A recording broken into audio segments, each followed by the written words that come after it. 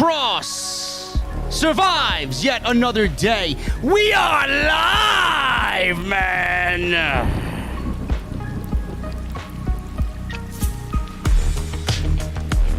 Karrion Kross survives Johnny Gargano tonight, man. It's a good thing because Bruce Pritchard was looking at his stopwatch. Tick-tock, Kross. Tick-tock. Your days will soon be numbered. Karrion Kross retains the NXT Championship. And Samoa Joe was provoked. What does this mean for the NXT title? What does it mean for Karrion Kross? We're going to try and dissect everything as we head into what should be a very interesting NXT television program next week. And Adam Cole is not done with Kyle O'Reilly, but I am done with their feud. We're going to talk about everything that happened on NXT tonight, including the Breakout Tournament. And my boy Duke Hudson advancing to the second round. He's my pick to win it all. This is the only show you need on your Tuesday night, man. And you don't need to look at your stopwatch like Bruce is looking at his with Kross. This is your NXT post show right here on Off the Screen.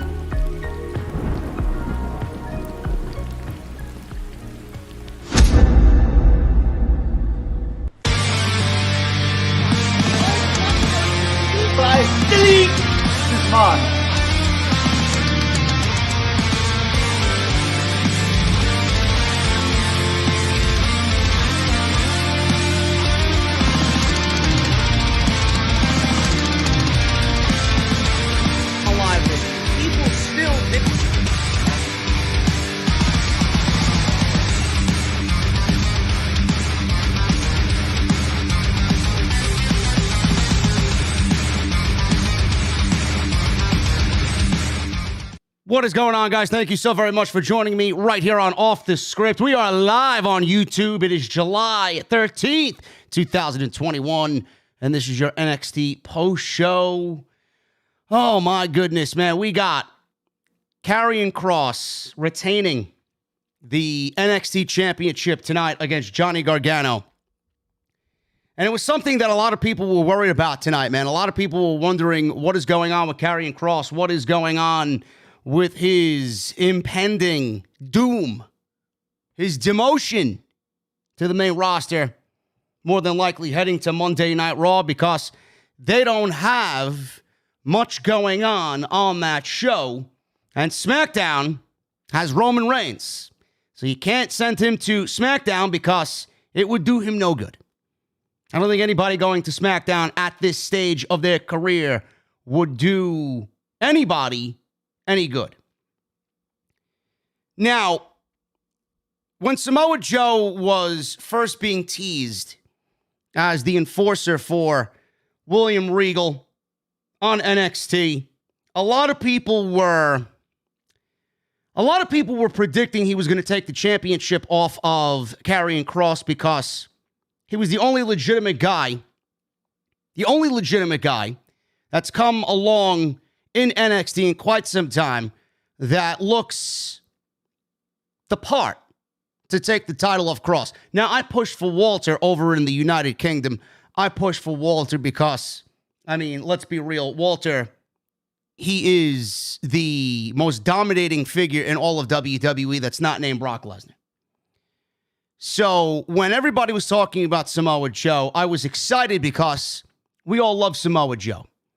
But Samoa Joe hasn't really done much of anything in the ring for over a year because of nagging injuries and his history with concussions.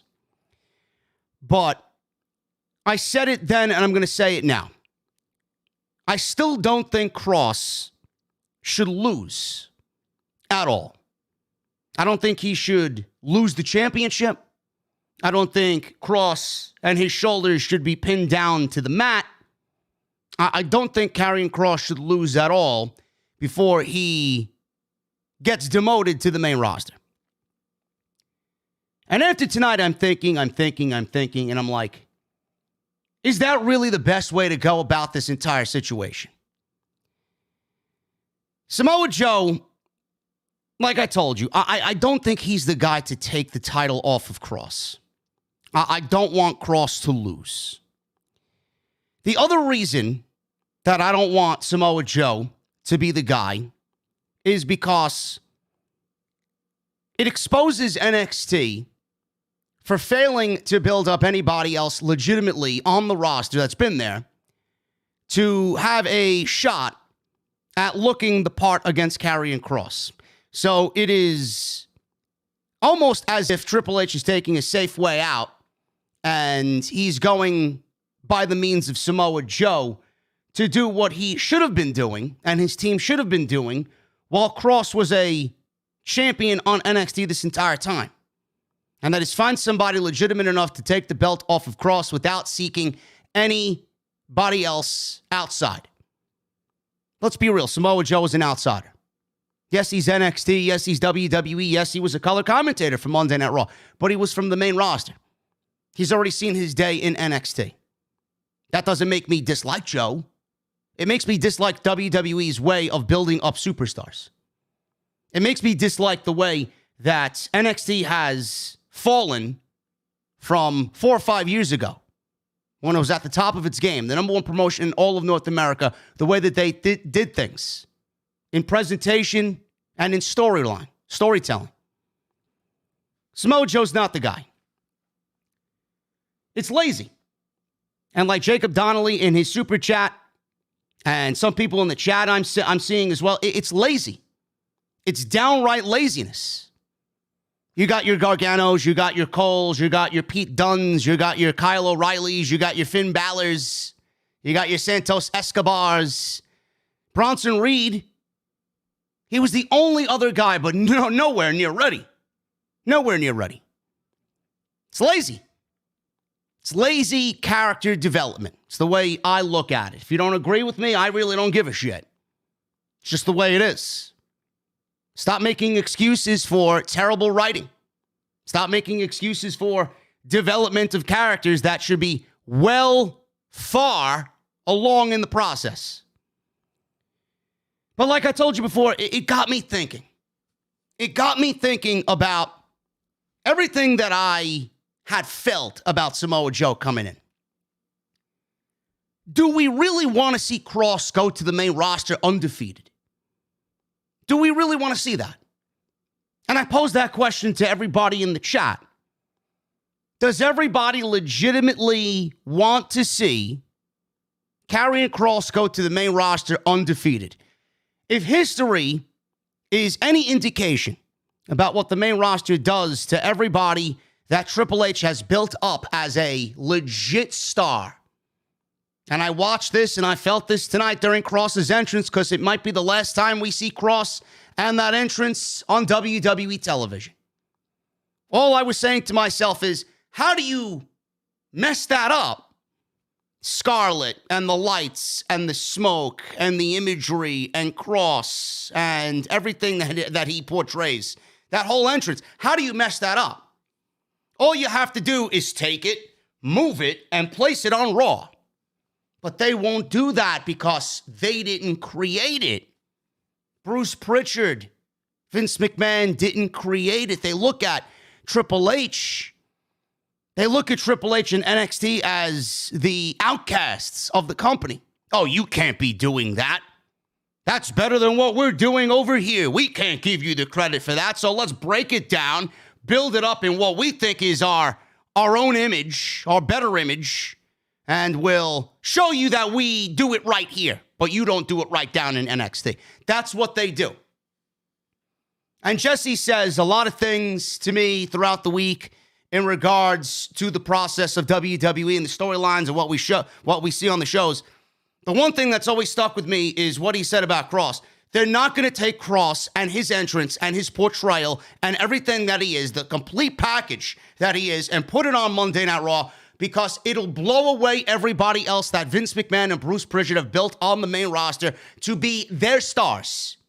If Kross comes in and you see that entrance on Monday Night Raw, that's going to be the one thing that you remember when you're sitting in that arena and you go home. What do you remember during a 3-hour show? I remember the hot blonde and the fucking 6'7" guy coming out with the smoke and the light and the fucking, the creepy theme music and all this other shit that he's got going on.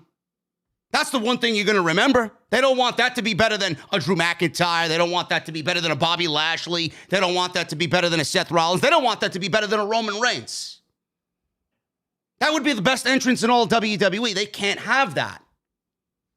They can't have that. So again, I ask the question, do you really want to see Karrion Kross go to the main roster undefeated? I think it's probably best if he does get defeated because the first thing that WWE is going to do and the first thing that they're going to start writing is who to beat him. And then I'm going to pose the question when he makes his debut in a month or two anyway. Who is the one guy on the main roster that's going to be legitimate enough to beat Karrion Kross? That we want to see beat Karrion Kross. You got your Lashleys, you got your McIntyres. Those guys don't need to beat him. They're made men. So we'll be right back in the same boat, regardless of where this guy is. They'll probably end up giving it to the fucking Miz, for all we know. He'll wrestle the Miz on Monday Night Raw, and it'll happen in a fucking fluke moment. Well, he'll get rolled up from behind because he got nailed in the face with the drip stick from John Morrison. You don't want to see that now, do you? So it's probably best if he does lose to Samoa Joe, if this is the direction that they're going. He may end up losing to Jinder Mahal. He may end up losing to Humberto Carrillo in some fucking bullshit storyline. Oh, look, Humberto somehow got on the right track. He beat Kross after he got buried by Sheamus. Something stupid. Something stupid. We don't want to see that. We don't want to see that. If Kross needs to lose, I'd rather him now lose in NXT because if you bring him to the main roster, it's pretty much the one thing that WWE is going to say, oh, he's undefeated? How do we start writing this guy's demise? How do we start writing this guy's first loss? That's going to be the one thing that WWE is going to focus on because that's what they did with Asuka. That's what they did with Asuka. All they did was bring Asuka to the main roster. They didn't really make a big deal about her undefeated streak. And what happened? They brought her to WrestleMania and then gave her right to Charlotte Flair as if Charlotte Flair needed the undefeated streak of Asuka to look any more boring. It's fucking bullshit. So what happens here? He beats Gargano tonight in a decent match. Gargano actually outclassed him and outwrestled him tonight. But I think the outcome was correct. Johnny Gargano is not the right guy, though. I love Johnny Gargano. He's not the right guy to beat Karrion Kross. It's not. There's nobody on that roster right to beat Kross. There's no right decision except Walter. So this was the right outcome. No way Gargano was going to stand toe-to-toe with Kross and look legitimate. So what do we do here? Number one, it's easy to book Samoa Joe and his return to the ring against Karrion Kross and have him lose Kross. Have Joe take the title at TakeOver, SummerSlam weekend. We don't know if we want that because I told you before, if Kross is going into SummerSlam weekend against Samoa Joe, I think it's lazy booking. I really do. Or the other thing that we could do, and I don't even know what I want at this point because, I mean, damned if you do, damned if you don't. I'm not going to like any decision that they come up with. If he goes into SummerSlam weekend and loses the title to Joe, yes, it's Joe. We all love Joe. I love Joe. You love Joe. He's the NXT champion. He's back in the ring. How long is he going to remain healthy, number one? And number two, like I told you before, and I've told you about 4 or 5 different times in this live stream already, it's lazy booking. But if he loses the championship to Samoa Joe, that's one option. The other option I would actually probably lean towards, but then I'm worried about him going to the main roster undefeated, is Samoa Joe is not cleared to wrestle yet. And then they just strip him of the NXT championship next week, and goodbye, Kross. So that would keep him from being pinned on NXT. He would go to the main roster undefeated, and then he's in the hands of Bruce Pritchard and Vince McMahon, and Triple H has absolutely no more say on what happens with Kross and Scarlett. Now, if Wrestling 101 serves me correct, in all the years that I've watched wrestling, he put his hands on a management official. He was not provoked, and he actually said that himself tonight. I wasn't provoked, but you brought this on yourself. You brought this on yourself. Samoa Joe was going to walk away. Karrion Kross took it upon himself to do what he did. That was one of the little details. Attention to detail is what I really appreciate with these shows, man. Sometimes they get it right. Sometimes they don't get it right at all. Attention to detail. Joe was about to walk away in the main event as the show went off the air. And as he was exiting the ring, Karrion Kross put him in the straitjacket sleeper. So this is all Kross's fault. He put his hands on a management official. He put his hands on the assistant to the general manager, William Regal. And if William Regal has anything to say about it, he's already had an issue with Kross in the past. They may end up stripping him of the NXT championship. Like I said, it's Wrestling 101. It's what I would do. Just to save this guy being beaten by somebody who I don't think is the right guy right now. Just because he's just come back. He was a main roster guy. He's not even really fully ingrained in what's going on in NXT. He seems like an outside option because he was fired. A month and a half ago, this guy was unemployed because WWE opted to get rid of him and bring in fucking Eva Marie. Get rid of him and bring in Jimmy Smith for Monday Night Raw. Adnan Virk, actually. Then they fired him after 7 weeks, only to bring in Jimmy Smith. And then you look like a bunch of fucking retards firing Samoa Joe. He just seems like a lazy option. He does. And my mind's already working. What if Joe beats... If this is the way that they go, what if Joe beats Kross? What if Joe beats Kross? Again, the injuries... The discussion of how long is he going to remain injury-free? Because they've already teased him and Pete Dunne several times backstage. They've already teased him and Adam Cole. How long does he keep the title? Does he drop the title to a Pete Dunne? Does he drop the title to an Adam Cole? Who's going to be on that roster that's going to follow Samoa Joe in the NXT title lineage? They got a couple of options, but not much. Not much at all. WWE is in a very indecisive kind of funk here. They could go one way, it'll be okay. They could go another way, it'll be okay. There's positives and negatives to both choices. But which one is the right one? I feel like this is one of those decisions that is going to be a very 50-50 right down the middle split with the fan base. Because I know a lot of the people watching this show are going to be looking at both of those options and not liking really either one of them as a standout option. There's positives and negatives to both of them. So I don't know what they do here, man. I really don't know what they do here. You know, all I know is Karrion Kross going to the main roster, man. Normally I would be excited about somebody that impressive going to the main roster. And I see a lot of hate for Karrion Kross, which I don't really understand. I see, oh, he's boring. Oh, he's generic. Oh, he puts me to sleep. I mean, have you watched Monday Night Raw? What makes Karrion Kross anything, like what you see on Monday Night Raw to you people? How do you look at that and then not complain about something on Monday Night Raw? This guy's the total package. He doesn't have to be the greatest fucking pro wrestler in the world. He doesn't have to be an Adam Cole. He doesn't have to be a Bret the Hitman Hart. The fuck do you want from the guy? You guys should be in the same camp that I'm in. Don't touch him. Don't change him. Simply take and apply. It's like you're going to a fucking restaurant and the chef is no longer working there, but he left you a plethora of secrets over his 50-year fucking career. What, are you going to go in and just, on day one, change his fucking world-famous pasta recipe? Why would you do that? What, so that everything after he leaves is fucking subpar?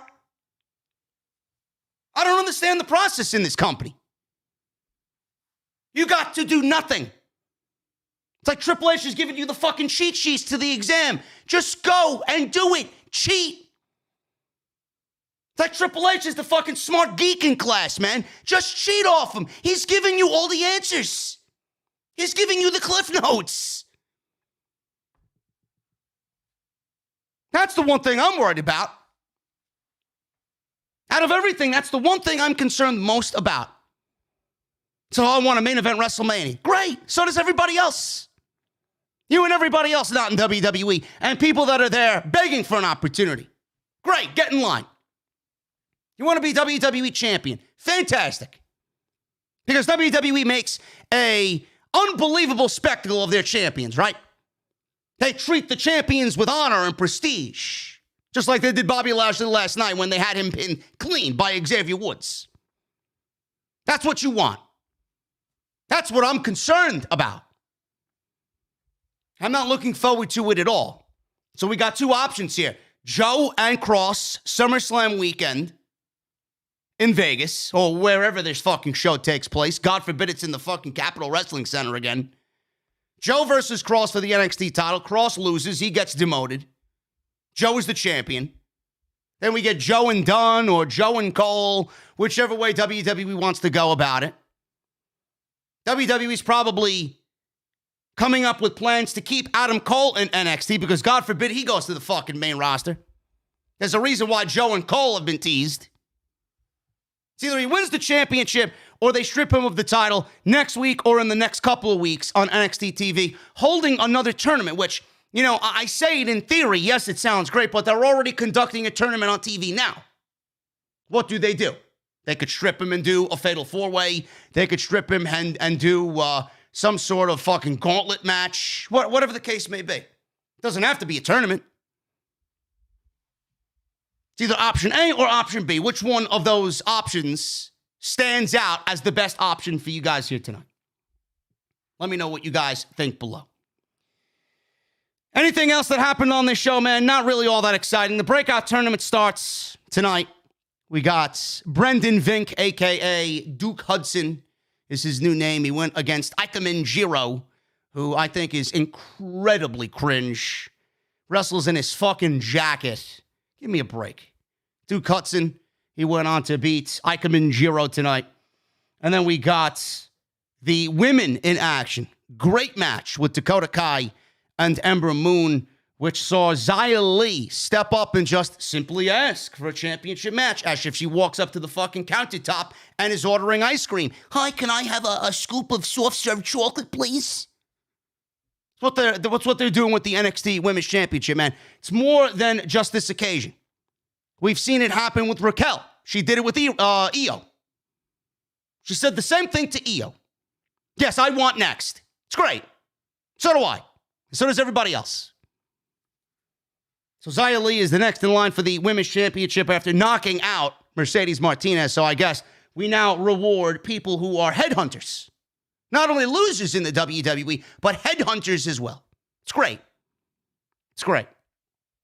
Then we got Adam Cole and Kyle O'Reilly continuing. Spare me. I don't want to see it anymore. And Diamond Mine, we finally got word from Malcolm Bivens and Roderick Strong in regards to Diamond Mine. We will talk about all that tonight on the podcast. We got 1,100 people in the chat for an NXT show, man. I'm glad you guys are joining me. This is probably the largest audience that I've had on a Tuesday night. But I guess that's what happens when there's an NXT championship match on TV with somebody that a lot of us don't want to see ruined in Karrion Kross. So we'll talk about all that, but those are my opening thoughts on what we see with the ending of tonight's show, man. But I appreciate you guys joining me. hit that thumbs up. We got 341 likes in the chat right now, being that there's over 1,100 people in the live stream chat right now. Let's try for 600 likes. So you guys are already halfway there, more than halfway there. If we can get to 600, I would really, really appreciate it. Make sure you guys do that for me. It helps out the video and it helps out the podcast as we are live right now on YouTube. Super chats are open. I see you guys getting them on in, and we will hang out with some cold beverages at the end of the show, as always. So get them on in. The super chat line is open. Make sure you guys go check out my Monday Night Raw podcast from last night. It is live on the channel right now. It's on the homepage. So if you guys missed that, we talked about everything going into Money in the Bank. And Bobby Lashley, pretty much made to look like a complete loser last night, was the big story coming out of the show as he loses clean to Xavier Woods. And WWE not really generating any excitement for Money in the Bank, and they're simply banking on fans bringing the energy because it will be the first pay-per-view back live with a full sold-out crowd for a WWE show. So make sure you guys go and check that out. Off the Script from this past weekend, episode 382 is also there. And I'll be live with Jessie tomorrow night for AEW Dynamite. Should be another big Dynamite show. We got the follow-up to Malachi Black, the former Aleister Black in WWE. He is hunting Cody Rhodes down on Dynamite. We got more Adam Hangman Page and Kenny Omega build heading into Chicago. And all that good stuff coming out of Dynamite. So I will be live with Jessie tomorrow night. So tune in to that. Notifications will go out tomorrow afternoon for that podcast live at 10:05 Eastern tomorrow night. Make sure you guys hit that subscribe button down below if you guys have not done so. Turn on the bell for notifications. Follow me on Twitter at JDfromNY206. That is on Twitter and Instagram. And tonight's show is sponsored by the great Dr. Squatch, drsquatch.com. You guys are going to use code SCRIPT at checkout to save 20% off, man. I use Dr. Squatch every single day, and I think you guys should as well because it makes a world of a difference, man. It really does. The soaps are fantastic. I absolutely love their shampoo. I've just now started using their deodorant, and I was very skeptical about it, man. I'm very particular with my deodorant. And I started using the Dr. Squatch deodorant, and I said to myself, I could absolutely get used to this, man. So it's another product in the line of Dr. Squatch products that I absolutely love. So go and get yourself some Dr. Squatch. They also got subscription boxes so you guys can get some Dr. Squatch on a bi-monthly basis or however many times you want to get it. You want to get it every month? You could do it. You want to get it every 3 months? You could do it. You want to get it every 6 months? You could do it. You want to order it every week? You could do it. And you could do it and save 20% off every single time you do it by using code SCRIPT. That's drsquatch.com. Use code SCRIPT at checkout for 20% off. Let's start at the top, man. We had a great women's match to open NXT tonight, and it was Ember Moon, who is now without Shotzi Blackheart. Poor Shotzi Blackheart, man. She got demoted to the main roster. She got put on SmackDown. And she had her last name axed. It's not even known as Shotzi Blackheart anymore, man. She is now just Shotzi. As if I'm playing a fucking game of Yahtzee and I end up winning. Shotzi! How stupid. How stupid. You got a powerful name like Shotzi Blackheart. Something cool with Shotzi Blackheart. And then you opt to call her up on night one and cut her last name. Only a Vince McMahon edict, man. It's ridiculous. Once he's no longer there, I can't wait for that edict to go away. It's ridiculous.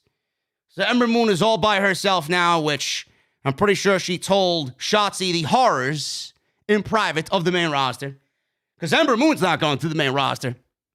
No way should she go back or would she go back to that fucking torture that they put her through. Dakota Kai with Raquel Gonzalez. We don't know what's going on with these two. They want a tag team title shot. And I don't know when they're going to get it. But we got babyface champions now. Maybe they do that match. And then we get Dakota and Raquel going into TakeOver SummerSlam weekend. I have no idea where they go. The way we seen this match and how great it was, and then the closing sequence of the match with Xia Li makes me wonder if Raquel Gonzalez is also on WWE's main roster radar. It's just very weird that she comes out of nowhere when we all know she doesn't deserve a championship match and asks for a match, and she gets it. But I guess that's how they're building up Raquel. She accepts all challenges. So this was a great match, man. It went nearly 13 minutes, and the obvious differences between the main roster women and the NXT women, as far as work rate goes, is just off the charts. It really is a world of a difference compared to what they do on the main roster. You usually get if these two women were on the main roster, they probably would have got 2 or 3 minutes tops in the ring. They got 13 minutes here. So Moon started off strong until Kai cut her off, chopped down her offense. Kai went on a little offensive spree of her own, grounded Moon for a short little bit. Moon then came back with some flurry of offense, and there was a slight botch on what I believe was a DDT, if I'm not mistaken, by Ember Moon. That was the only hiccup in the match, so not really anything to really focus on.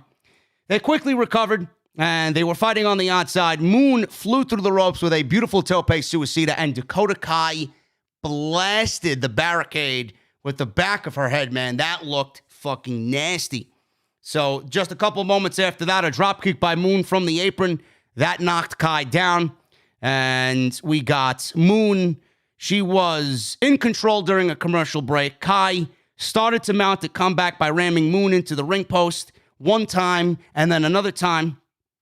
And Kai was working over Moon. Moon started to make a babyface comeback. She was on fire. She got a 2 count on a delayed springboard crossbody. She almost tripped herself up, but she recovered nicely on the springboard crossbody. She got a 2 count on Kai. Kai started to fight back with some kicks. She pulled Moon off the top rope at one point, and there was a face plant by Kai, and then she used a move that looked like I think it was a reverse DDT, if I'm not mistaken. It might have been something else, but I don't remember what it was. But she grounded Ember Moon. She got a 2 count on Ember. They traded near falls toward the end of this match. Moon was up top. She nailed a super Frankensteiner on Dakota Kai. And then we go to the finish. Kai executed the go-to kick, and that was when Ember Moon was draped over the top rope. Kai went for the cover, and she nailed finishing move and got the easy win here. 1, 2, 3 over Ember Moon. Pinfall victory clean for Dakota Kai. The lights went out all of a sudden, and then out comes Xia Li, and I don't know why. I don't know what Xia Li has done to earn herself a women's championship match. She was all by herself. She didn't have Boa with her. She didn't have her 1,000-year-old grandmother with her either. So Xia Li marches to the ring, walks past Kai, steps right in Gonzalez's face. Xia Li says Gonzalez is in the way of her business. I don't know when that happened, but I'd love to be filled in on this. She's in the way of her business. Gonzalez removes her NXT Women's Championship belt from across her waist, raises it up, and says, "Is this what you want? EC3 and designer coats, is this what you want?" No, she didn't really say that, but she says, "If you want this, I hope you show up on time this time." And Lee nods. She says yes, and we got the match. It's happening next week. It's Xia Li versus Raquel Gonzalez for the NXT Women's Championship. Don't know why. I don't know what Xia Li has done to really earn this championship. Man, yeah, she's won a couple of matches, but all it does to me is really expose the lack of contenders in the NXT women's division. Now, NXT is going to be fine. They got a lot of new women in NXT that we have yet to see. We got Gigi Dolan, who was on the show tonight. I believe this was her second appearance. Darby Allin's ex-wife, the former Priscilla Kelly. She was in the Mae Young Classic, I believe, several years ago. We got Cora Jade. They just signed her as well. So there are a couple of women that will be featured on television in the next couple of weeks, next couple of months that you might not know about because they pulled Shotzi Blackheart, they pulled Tegan Nox, and they pulled Toni Storm. Those are 3 big names from the NXT women's division. They got plenty of backup to replenish that division. It's just going to be a little bit. And WWE's been through this, but not as bad as it was before. Remember when Asuka was champion and they pulled most of the horsewomen? I believe it was just Asuka down there. When they pulled Bayley, that was it.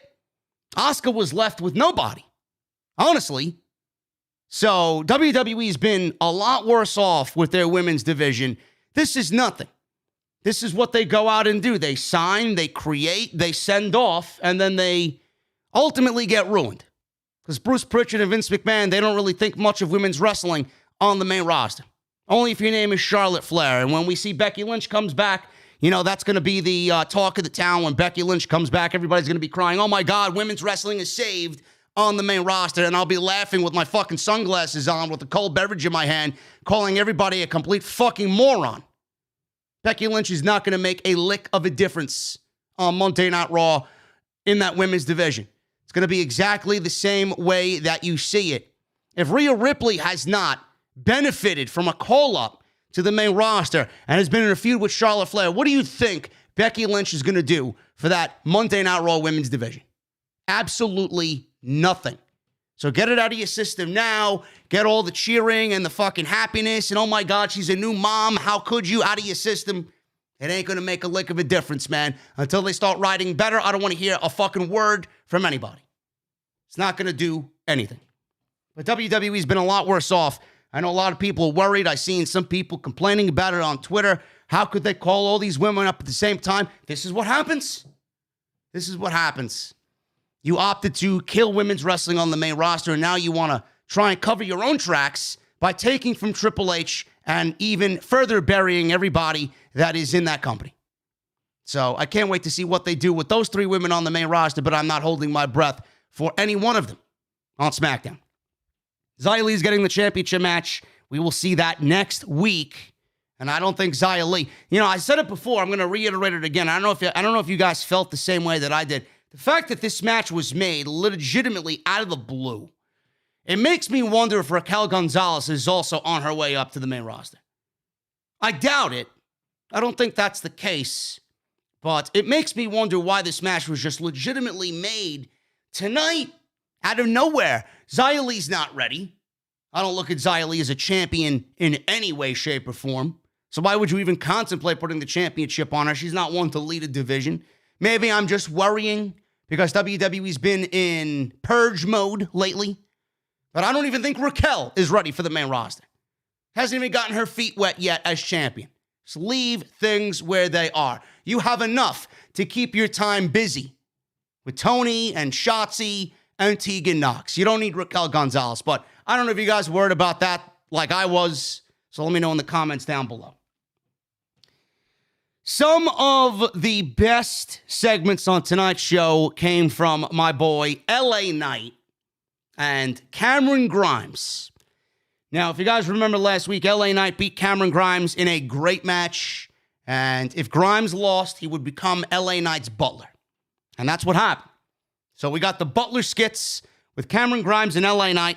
And this is going to make LA Knight even into a bigger heel than he already is. And it's going to create a lot of sympathy for Cameron Grimes when he ultimately gets embarrassed by LA Knight and overtakes him at TakeOver and wins that championship, that $1 million championship in front of a live crowd at TakeOver during SummerSlam weekend. It's going to be a big moment for him, which is great. So some of the best footage tonight came from these two. We got LA Knight and Cameron Grimes arrives and he's ready to begin his butler duties. Grimes shows up late. So he shows up to LA Knight's house late and Knight orders him to meet him in his backyard. So they go to the backyard and they first make Grimes look presentable. So they make him up. They pretty him all up. They trim his beard a little bit, but not too much. They slick his hair back. They put the butler outfit on him. He's looking good. Cameron Grimes is looking good, man. LA Knight always looks good, though. So Grimes, he gets a makeover. Knight was on his phone talking to somebody when Grimes comes up to him and starts bragging about how great he looks. Just a small trim and a wash, like I said. Slicked his hair back. Grimes is wearing his tuxedo. And Knight pretty much makes fun of him and says, You're a butler. You look like a fucking penguin, he says. And then Cameron Grimes is calling LA Knight jealous and mad. You're mad because I look that damn good.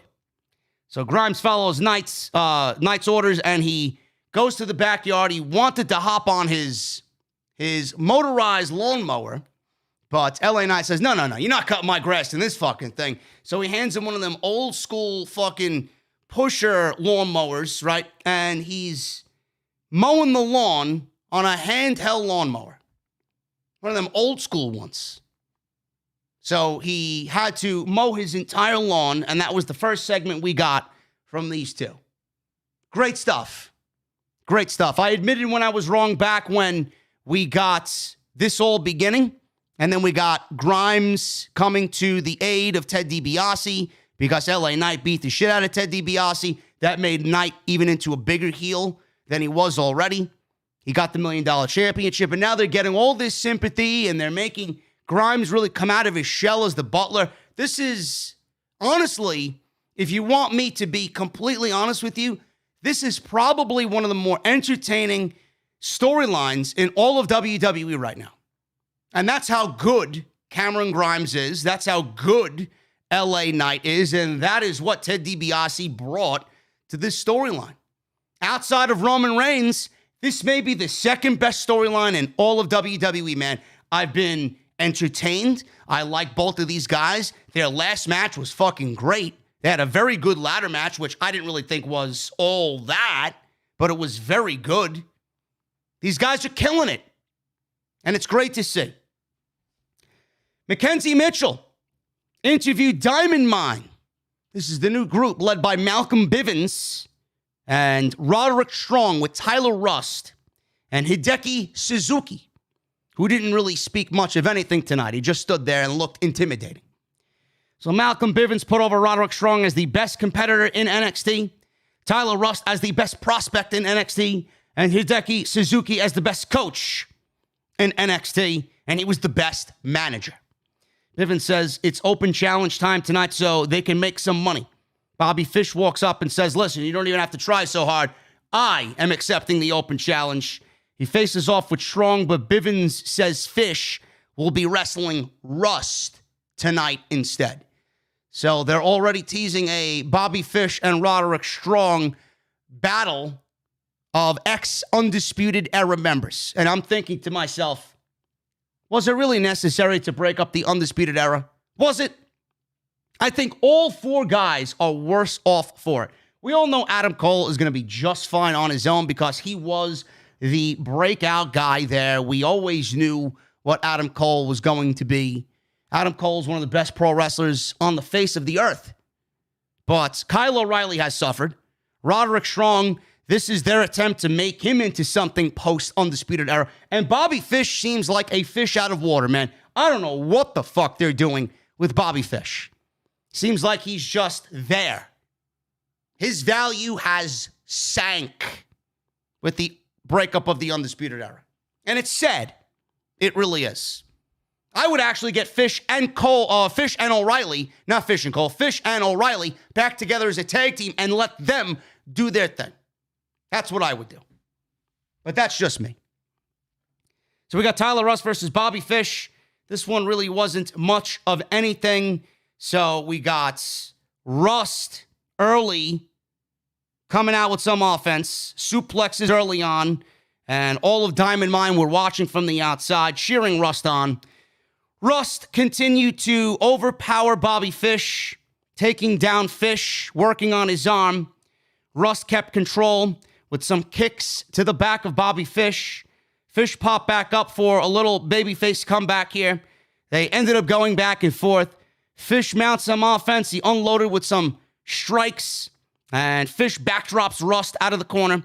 Fish ducks a clothesline and launched Rust into the ropes with a suplex.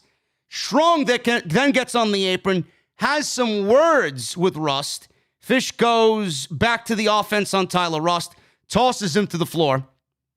Fish then turns back around, has more words with Roderick Strong. Rust then challenges him to come back into the ring. Rust takes advantage, comes in the ring from behind, taking Fish down with a chop block. Rust follows up with a big roundhouse kick, and that is apparently his finisher. And he goes for the pin 1, 2, 3, and he beats Bobby Fish tonight. So Diamond Mine gets their first victory on NXT TV as a group together. They beat Bobby Fish. After the match, Diamond Mine stands tall. They surround Fish in the middle of the ring. He gets back to his feet, and Kushida suddenly runs down and hits the ring to stand right behind Bobby Fish, and he is protecting Bobby Fish from Diamond Mine. So it looks like we are getting Kushida and Roderick Strong building towards an eventual Cruiserweight Championship match, but we got to get the obligatory tag team match first because Babyface A was saved by Babyface B from heel faction. So now we're going to get a tag team match or a mix and mash of matches between these two groups. So that's the way that they're going with this, but it all is eventually going to lead to Kushida and Roderick Strong, possibly at TakeOver for the Cruiserweight Championship. The rumor has it that they're building the Cruiserweight Championship or what's left of it, the Cruiserweight division, around Diamond Mine. That was the original idea for Triple H until fucking Nick Khan and Vince McMahon fired most of 205 Live. So that's that. But they are going along with their plans, and the plans for the Cruiserweight Championship are going to be built around Roderick Strong. And like I said, more than likely that will be happening at TakeOver SummerSlam weekend. So that's that. So we got The Way, Johnny Gargano, Austin Theory, Candice LeRae, and Indy Hartwell. They were entering the Capitol Wrestling Center, and Beth Phoenix stopped Indy Hartwell as soon as she entered the building. WWE has been throwing Beth Phoenix into this Indy Hartwell and Dexter Lumis storyline almost as if she was a motherly figure, kind of guiding Indy Hartwell, giving her advice. So that's where they got Beth Phoenix in this entire thing. She stopped Indy and asked what happened last week with Dexter Lumis after he carried her away from the ring. She says he just carried her away and put her down, and while they both probably wanted something to happen, it wasn't the right time because she and LeRae had just dropped the NXT Women's Tag Team titles to Io Shirai and Zoe Stark. So Beth Phoenix gives Indy some advice and says, sometimes you just got to take the chance. So it looks like they're adding Beth Phoenix into this storyline, and they're looking to really just amp up the anticipation of what is building with Indy and Dexter through Beth. Everybody loves Beth. How can you not like Beth Phoenix? So they're looking to get that extra pop, that extra anticipation with Beth Phoenix now playing the motherly figure to Indy Hartwell and giving her advice because she ain't getting it from Candice. Candice is going to do everything to stop Indy from going to Dexter Lumis. So we'll see what happens here. And Beth Phoenix, you know, it's funny that she was quoted saying that she would love to have one final farewell match. Maybe this final farewell match leads to Beth Phoenix and Candice LeRae at TakeOver, and this is the way that they start all of this to get that match at TakeOver SummerSlam weekend. I'm just throwing it out there. I read it today. Beth Phoenix is open to one final farewell match. I don't know. Would WWE give Beth Phoenix to NXT for the final farewell match, or will they bring her to the main roster to have her do that there against a Charlotte or a Natty or a Sasha or a Becky? But she's the color commentator for NXT, so in my honest opinion, sounds like it should happen at TakeOver. I think it'll be a big deal. So we'll see what happens, man. I'm just throwing that out there for you guys to kind of contemplate on. Let me know what you think about that. Gigi Dolan versus... Oh, God, I can't. What is her name, man? Stevie Ray? Stingray? Oh. Just another Joshi in my notes. Oh, yeah, okay, her. Just another Joshi with no personality, no character, shit theme music, and no charisma. Great. More Gigi Dolan, please. Gigi Dolan versus Saray. This was the other women's match tonight. So we got This match happening, man, not good. This was not good, man. I don't know if it was Saray. I don't know if it was Gigi Dolan. I'm just going to go out there and say that it was a mixture of both ladies tonight. I honestly think there were some missteps in communication.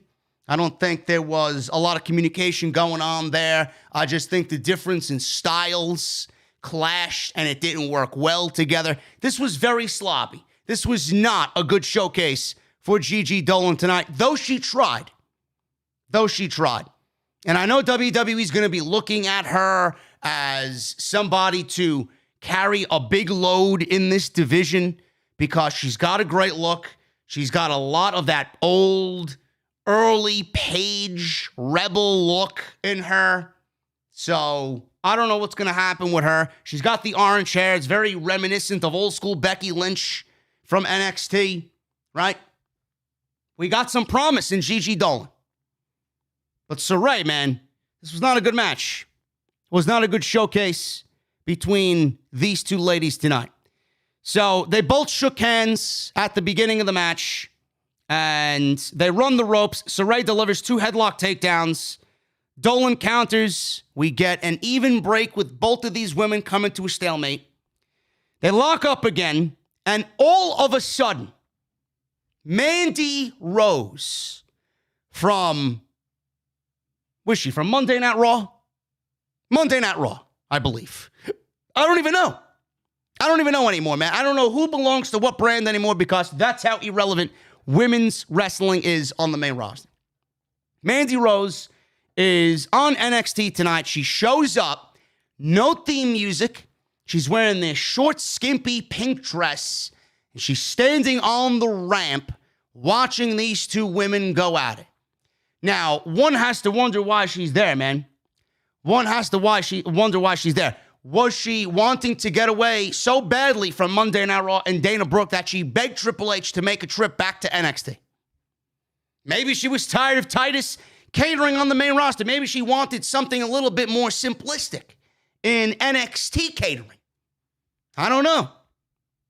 I don't know what's going on with Mandy Rose, but we got no backstory and no explanation on why she was there. But it's going to be a slow build. Whatever reason she's there, I'm sure we'll find out in the coming weeks. They want you to be asking the question of why. Because they want to keep you interested on why she was there. It's going to be funny when she shows back up on Monday Night Raw and they don't mention anything about her inclusion on NXT. But I just saw her on Tuesday. Are you not going to mention why she was there? It's just ridiculous, man. This is one of the reasons why I hate the fucking brand split. You didn't give any indication that she was showing up there on Tuesday night. And she just shows up with no explanation. She's a Monday Night Raw superstar. Nothing was said about this on Raw. Nothing was showcased in what she's doing on Raw as to why she should possibly be on Tuesday's show. It's just ridiculous. It really is ridiculous. There's no continuity. So she showed up in the middle of the match. She's standing on the ramp. They were briefly distracted. The crowd was chanting, "You don't go here," which is exactly what I would have been chanting. Go back. We don't want you here. Saray mounts some offense, some back and forth with Gigi. Saray with a submission in the middle of the ring. She breaks it as Dolan is able to hang on. Dolan counters a suplex, rolls Saray up for a 2. Dolan with another close near fall roll up for a 2 count. Rose is still watching from the stage. Dolan catches Saray with a STO, goes for a quick cover, gets a 2 count, and they go back at it, and Saray nails a drop kick. She nails this KO running drop kick while Dolan is down. So she nailed the standing drop kick. Dolan goes down. She's on the floor, being held up by the bottom rope. She's hanging on the bottom rope. Saray goes for this Okada-like missile drop kick to Gigi Dolan. I swear to God, man, if Gigi Dolan didn't get a stinger from this dropkick, man, or some whiplash effect, Jesus fucking Christ, man, right in the face with a whiplash effect on a dropkick that I have not seen in a very long time, and I hope she's all right. I really do. She got blasted with that dropkick, and that was pretty much it. That was pretty much it. Saray does a Saito suplex in the middle of the ring, which looked very sloppy. I don't know what had happened there. It looked like Gigi Dolan was legitimately knocked out. She was dead weight at that point. I would not be surprised if that was the case. So Saray goes for the cover, 1, 2, 3, and she keeps her undefeated streak alive in NXT. I still do not get all the hype and the intrigue about Saray, who, in my honest opinion, is just another Joshi. Just another Joshi, man. I don't find anything interesting in what she brings to the NXT women's division. And I don't think Gigi Dolan was set up for success in this match either. I think she's a lot better than what we've seen tonight. So hopefully she's all right. Legado del Fantasma, they were backstage. Santos Escobar cut a promo on Isaiah Swerve Scott, taking the one thing that he wanted to take from Bronson Reed, and that was the North American Championship. And Raul Mendoza and Joaquin Wilde take shots at Hit Row, and their championship cipher from last week saying that nobody in Hit Row has any class whatsoever. Escobar says a few words about how he's going to defeat Dexter Lumis tonight, and he walks off. So we got Santos Escobar and Dexter Lumis on NXT tonight, which was something that I thoroughly enjoyed tonight, man. I look at Dexter Lumis and I look at Santos Escobar as two of the bright spots on NXT. When you think current NXT television, yeah, you got your Garganos, yeah, you got your Ciampas, yeah, you got your MSKs. But the two guys that stand out to me, man, Bronson Reed was one of them, but now he's getting demoted to the main roster. Whenever his doom arrives, he'll be gone. Adam Cole is all but gone to me. I mean, there's really nothing left for him to do. He was the face of NXT, still is, really, but there's not really much going on with Adam Cole. But when you think about the current young crop of NXT, you think Santos Escobar and you think Dexter Lumis. Now, I know Dexter Lumis, I said this on Twitter, Dexter Lumis is not everybody's cup of coffee. I know there are people that don't like Dexter Lumis.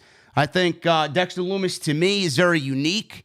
I know a lot of people don't like the fact that he's in this storyline within the Hartwell. I know that there are people out there that look at him as, you're not really all that impressive in the ring. He comes off a little weird. He is 37 years old from what people told me tonight. I didn't think he was that old, but there you go. I don't know if they were bullshitting me or not, but apparently he's 37 years old. To some of the people that were tweeting me tonight on social media, who gives a shit? He's a great fucking pro wrestler, and he's got character, and he's got charisma, believe it or not. To play that type of character on TV where you are stone cold silent all the time, that's a tough thing to do, man. Not anybody can really do that and do the mannerisms and do the facial expressions and give you the body language like Dexter Lumis does. So I don't really understand why people shit on Dexter Lumis the way that they do. When I look at the current crop of NXT guys, I think Dexter Lumis and Santos Escobar, both guys are fantastic. If you don't think so, that's your opinion. But I think these two guys are what is really a bright spot in the current version of NXT. So we go to commercial break. Before that, we got some funny business going on the outside. There was a Thez press by Lumis, and he followed up by slithering on his knees like he usually does, which I love. I love that about Dexter Lumis. He gives you that creepy vibe. He's got that, I want to say, Undertaker-esque vibe to him. Because The Undertaker used to dwarf his opponents. He used to no-sell everything. He used to be impervious to pain. Dexter Lumis doesn't do that, but he's got that crawling thing on his hands and knees that he does, which looks great, that kind of gets in his opponent's head. So Legado del Fantasma bailed, and he starts looking around for Lumis, who apparently went on the opposite side of the ring, crawled underneath the ring, and he pulled Escobar out from underneath the ring.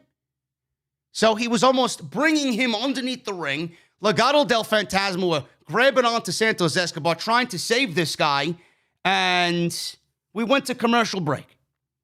So after the commercial break, Escobar was in control over Dexter Lumis.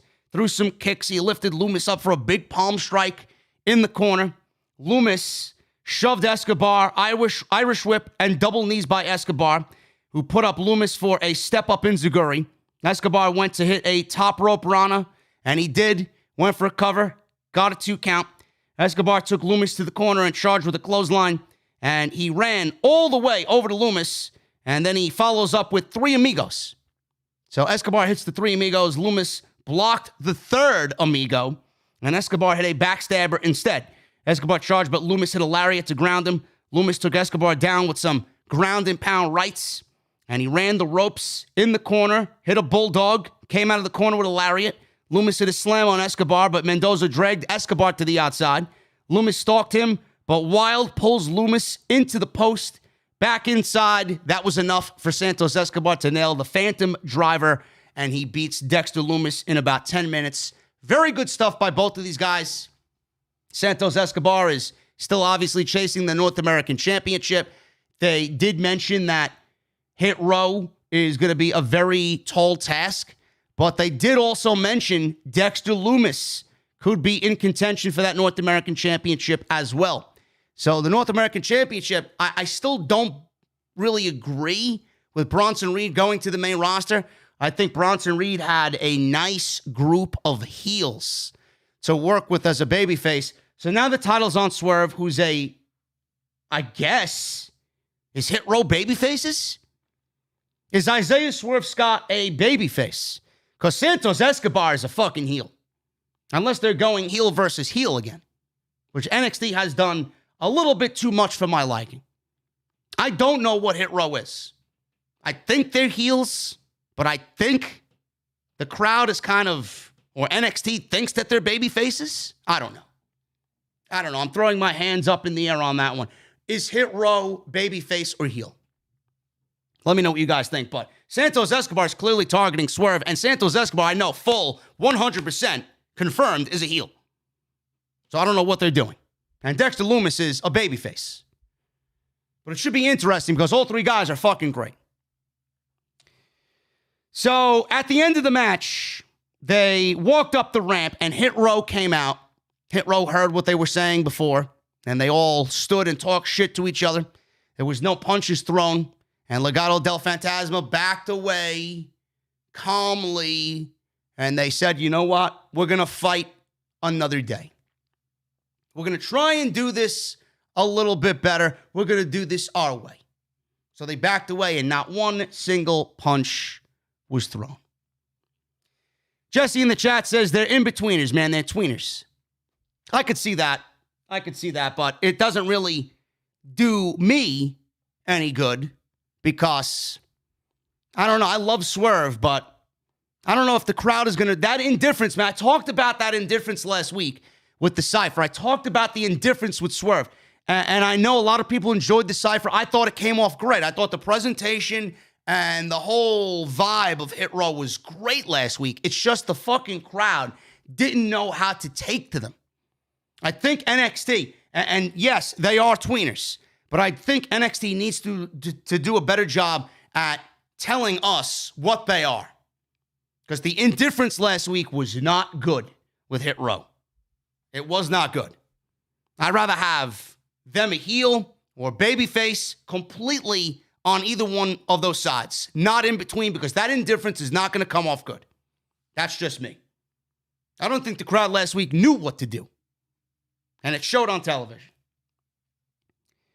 Wade Barrett had a sit-down interview with Kyle O'Reilly earlier in the day. O'Reilly said losing was part of life sometimes, but this loss to Adam Cole was tough. He said he sold his soul for the Undisputed Era, but maybe he needed to sell it back. Wade called out this line, and O'Reilly really stressed that Adam Cole can't do what he's done and get away with it. He says he's not the man that will beat Adam Cole. He's the man that will end Adam Cole. Sorry to tell you, Mr. O'Reilly, you are not going to be the man to end Adam Cole. That man will be Bruce Pritchard. Kyle O'Reilly wants to get in there before Bruce does the job. Sorry, bro. Not going to happen. Adam Cole is already reserved for burial. His tombstone is already carved out. Bruce Pritchard is waiting on the main roster with that fucking golden shovel, man. You wait. You wait. LA Knight, back to Cameron Grimes and the Butler skits.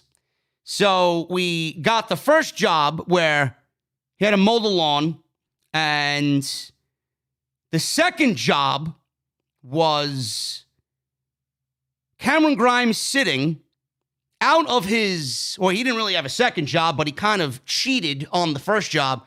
So the second skit that we saw was Cameron Grimes laying in one of LA Knight's lounge chairs, one of his beach chairs by poolside. He had a cold beverage in his hand. He was wearing Calvin Klein boxers. He was out of his tuxedo or his butler outfit. And he hired a 7-year-old boy to do the job and mow the lawn for him. So LA Knight sees this. He's like, who the fuck is this guy? What are you doing? I don't allow kids on my property. You're my butler. You're supposed to be doing the jobs that I ask you to do. So Cameron Grimes gets up. He's like, all right. He introduces the kid. The kid comes over. He's like, I finished the job, Mr. Grimes. And Cameron Grimes pulls out wet dollar bills or wet $100 bills. He's like, what did I owe you? $200, $300, $400, $500 is what we decided on. So LA Knight knocks the money out of Cameron Grimes' hand. He tells the kid to get the fuck out of here. The kid kicks him in the shin. And Cameron Grimes takes a rake, starts raking up all the dollar bills. He accidentally backs into LA Knight, knocks him into the pool, and LA Knight is drowning in the pool. So these are the skits that we're going to be getting, man. Sounds like Cameron Grimes is still, even now, getting the best of LA Knight. I thought these skits were supposed to develop sympathy for Cameron Grimes, man. Just making LA Knight more angry. But they're entertaining, man. Like I said, some of the best things that you'll see on NXT. So we got the Breakout Tournament happening tonight, man. And I love the Breakout Tournament a couple years ago. I thought this was a great thing for NXT. It should really be an every year thing. We got Cameron Grimes coming out of that tournament. We got Mr. Dexter Lumis, Bronson Reed, Santos Escobar. We got, I believe, no, it wasn't Santos Escobar. It was Angel Garza. We've seen a lot of different guys in this Breakout Tournament. So I love how NXT incorporates some of these guys that are not on television, that have been sitting in the Performance Center, ready to go, these big prospects. This is a great way to get everybody on TV and get everybody a chance to shine on USA Network. This is going to be a great deal. Now, I know a lot of people are looking at Carmelo Hayes to win this tournament. And I'm going to be very honest with you guys. Carmelo Hayes is great. Carmelo Hayes is a future prospect in this company. But I don't think Carmelo Hayes needs the tournament. Carmelo Hayes went one-on-one with Adam Cole in what I thought was a very good showcase match. He doesn't need the tournament to break out. He already broke out. You don't go into a match with Adam Cole and re-envision the John Cena and Kurt Angle segment from the Ruthless Aggression era if you don't plan on pushing this guy to the fucking moon. Why would Carmelo Hayes, after that, and a great match with Adam Cole, need a Breakout Tournament trophy? Seems like it would be counterproductive for WWE to do that and give Carmelo Hayes the tournament. Now, there's a Joe Gacy in this tournament who I can't wait to see what he does in WWE. You know, there are a couple of other Evolve guys that are in there. They got this guy tonight, Duke Hudson. He's another one of those guys that I'm looking forward to seeing. He's the former Brendan Vink. He was being courted by LA Knight. Oh, not LA Knight, MVP. I still got this fucking LA Knight Cameron Grimes shit on my mind. He was courted by MVP on Monday Night Raw. You guys remember that during the pandemic era in the Performance Center. He was teaming with Shane Thorne. I believe they got a couple of victories over Ricochet and Cedric Alexander when they were teaming up, feuding with the Hurt Business and Bobby Lashley. But his new name is now Duke Hudson, and he is Australian. He's a big guy. He reminds me a lot of Wade Barrett. And I feel like giving the tournament to somebody like that is the way to go. Because he's relatively new. We don't know really much about him. And I think it would set him right off into the sunset, right to the moon. That's what I think WWE should do. Give it to a guy like Mr. Duke Hudson. Carmelo Hayes is already a made man. these other guys, they could use this tournament to really advance themselves and get some solid wins and some consistency and some momentum. But I think Duke Hudson is the guy that WWE really wants to go in on. I remember reading a story on Duke Hudson that Vince McMahon was already looking at him as a future piece on the main roster. So why wouldn't WWE just go along with that? If Vince saw it, I'm sure Triple H and his team seen it. So we'll see what happens there. He went one-on-one with Ikemen Jiro. I don't know what it is about this guy, man. I don't like him. He's not bad in the ring, but what is it about this guy? This is somebody that came over from 205 Live.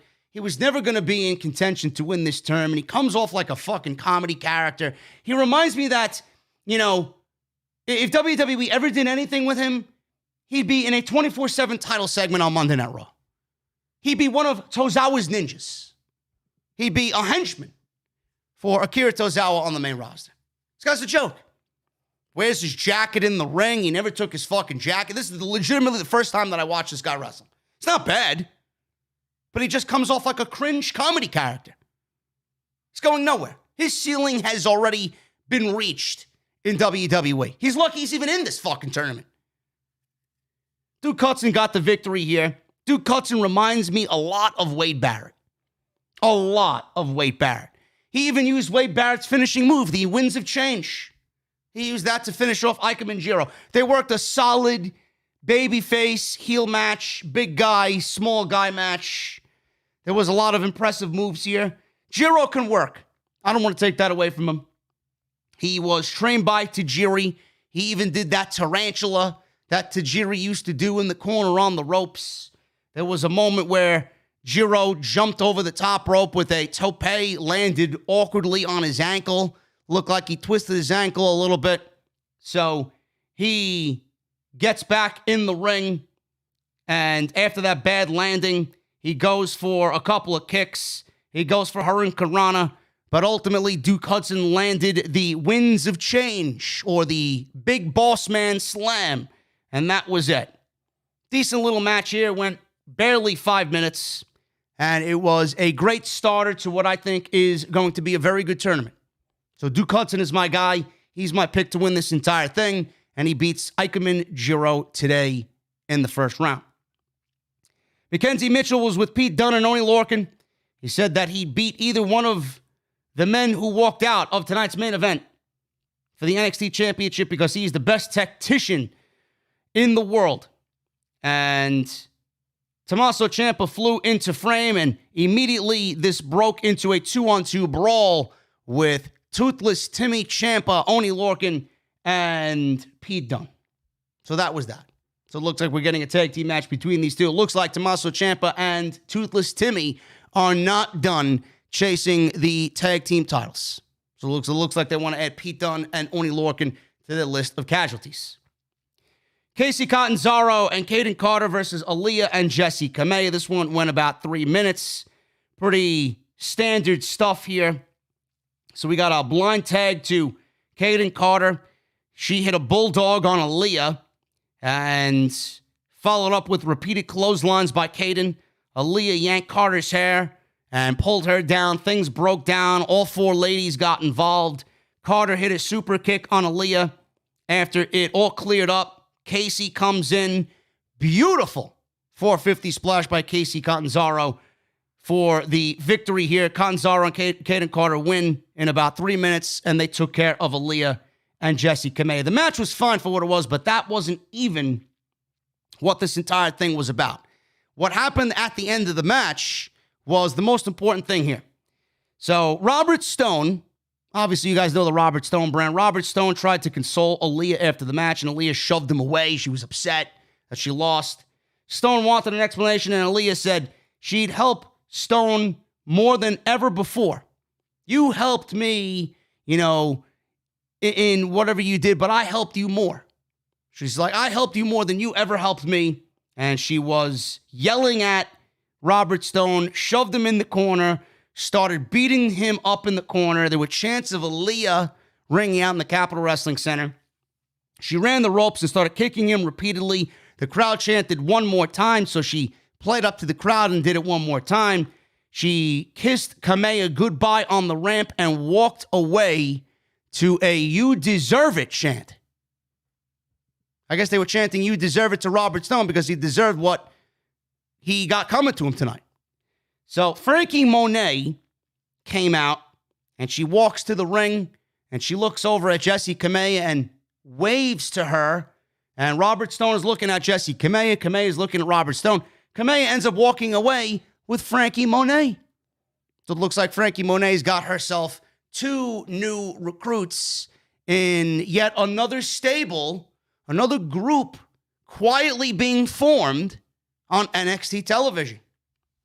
So it looks like NXT is getting into the faction warfare as well on Tuesday nights. Samoa Joe, he went over and covered the basics with Johnny Gargano, who was flanked by Austin Theory and Candice LeRae behind him. They offered him a t-shirt, and he said, listen, just want to make sure you guys are very well aware of the rules. So he walks out of the locker room. He meets Pete Dunne in the hallway. They say nothing to each other, and they just look at each other, and Samoa Joe walks away. Samoa Joe did the same thing to Karrion Kross before their match tonight. He was punching a boxing bag, and Samoa Joe was telling him, listen, I just want to go over the rules with you tonight, and he went over the rules, and Kross ignored him. So Joe got in his face before the match even started later on in the evening. Kross did not appreciate that.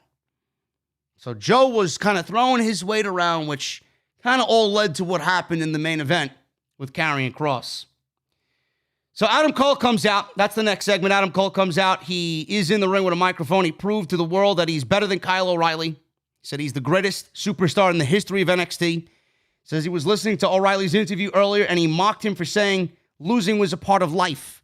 Said he would embarrass O'Reilly one more time, but he wanted to talk to Samoa Joe instead. So the same Samoa Joe, he said, who put him out, the coward. He told Joe that he was nothing more than an overpaid security guard in a suit. He said he knew nobody was man enough to go toe-to-toe with him in NXT. Out comes Bronson Reed.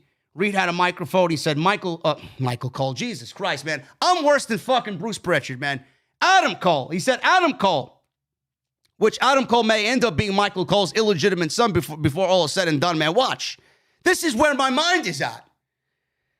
Adam Cole. He said Adam Cole might be a master of mind games, but Reed no longer has the North American Championship and has nothing to lose. He said all eyes were on him and people were wondering what his next move is. So Cole might be the golden boy, but he's Reed's golden opportunity. So Adam Cole tried to super kick Reed, but caught it, and he pounced. Adam Cole knocked him down. Cole bailed. Samoa Joe's music played, and he comes out for the main event, and Joe and Adam Cole stare before Joe gets in the ring to do his job as referee in the main event. So Samoa Joe, like I said, he's got quite a bit of feuds going on for himself, man. He's got Karrion Kross. He's got Adam Cole. He's got Pete Dunne. So he's got a lot of feuds going on for somebody who is strictly just NXT management. So I wonder what's going to happen, man. I wonder what is going to happen. So we go to the main event, man. And the main event, like I said, is Karrion Kross versus Johnny Gargano for the NXT Championship. And this was going to be pretty much solid confirmation on what was next for Karrion Kross. Everybody was wondering what's going on with Karrion Kross. Is he going to get called up? Is it going to be the end? Is it going to be doomsday for Karrion Kross? All of your answers would be given to you in this match. All the questions that you want answered would be given to you in this match. So Joe is in the ring, and Gargano attacked Kross before the bell even rang. So Joe immediately rang the bell. These two were going at it. Kross fought off Gargano. He eventually suplexed him. Gargano countered Kross, and Gargano did a senton off the apron, throwing his weight around, taking Kross down on the outside. He no-sold it. Gargano thought he had the advantage on Kross, but Kross got up and fucking blasted him with a clothesline on the outside. Gargano, a little bit later, sidestepped a charging Kross. Kross crashed into the ring steps. He pretty much shook that off pretty quickly. And he gave Gargano a huge fucking slam into the announce desk, man. Slammed him on the edge of the announce desk, and it looked like it fucking sucked, man. Right in the small of the back on Gargano. Looked very, very painful. So we go to commercial, and it was a picture-in-picture commercial. Gargano was being destroyed during the commercial. As soon as we get back to live action, he's making a comeback, leading to a 2 count off of a slingshot spear. Tope suicida from Gargano. Crowd was chanting Johnny Wrestling. They were clearly behind Johnny Gargano here. Kross cut off Gargano. He delivered more suplexes. Gargano was still able to counter Kross. Eventually took him down again, did Kross. So every time Gargano tried to mount the comeback, Kross was there to cut him down. Gargano managed a counter with the DDT, got a near fall on Karrion Kross. Gargano then ate a chokeslam, came back with a super kick. Kross countered a attempt of a tilt-a-whirl from Gargano, and he got him in a straight-jacket submission instead, did Karrion Kross. Gargano used a counter to apply the Gargano escape crossface out of the straitjacket. Kross powered out, obviously, did an airplane spin, and then he applied a sleeper hold on Gargano. Gargano managed to get to the bottom rope for a rope break. Kross refused to break the sleeper hold, and this is when Joe pulled Kross off of Gargano. So that was instance number 1 right there. So Karrion Kross was not listening to Samoa Joe. So I guess it could go both ways. Joe was only doing his job. So he pulled Kross off of Gargano, which saved Gargano here greatly. So Joe got in Kross's face. Kross walked away. He went to go beat down on Gargano more. Kross grabbed Gargano by the throat, repeatedly slammed Gargano into the barricade. Kross picked up a section of the ring steps. Joe then got involved again, doing his job, pulled the steel steps away from Karrion Kross. Gargano was then able to take advantage here, hit a DDT on Karrion Kross to the floor. Gargano then back in the ring, went for a slingshot DDT, nailed the DDT. Kross kicked out. Kross nailed Gargano with some strikes and then powerbombed Gargano several times. Saito suplex. Gargano was pretty much done here. Kross just began clubbing Gargano in the back with those forearm shots, and he went to go cover Gargano for a pinfall. And that was it. That was pretty much it, man. After the DDT, Kross nailed the Saito suplex, the power bombs, and the forearm strikes. And that was pretty much it for Gargano, man. Gargano rolled out of the way. He was just there to get this, I guess, this next storyline into play. So he rolled out of the ring, and at the end of the match, Kross and Joe had a stare down, and they were getting in each other's face. So they were mouthing off to each other, and this is where things got really interesting. So they went at each other. Scarlett held Kross back. Joe tried to leave the ring, and as Joe tried to leave the ring, Kross went over to Joe and got him in a sleeper hold, got him in the Kross jacket. Kross yelled that Joe brought this on himself, and he knocked Joe out with the Kross jacket sleeper hold, and the show went off the air. There was a chant as soon as the show went off the air, Joe is going to kill you, from the NXT audience, and that was it. Now, there was a small part of me that thought there was going to be a title change tonight.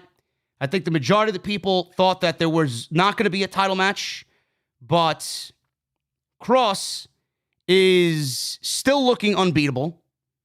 Kross is still looking unbeatable. Samoa Joe is being thrusted into a program here that we don't know where he's going to sit. Is he going to remain NXT management? Is he making an in-ring comeback? Is he going to strip the title from Kross? Is he going to make a comeback and take the title from Kross and beat him in a one-on-one match at TakeOver during SummerSlam weekend? We don't know.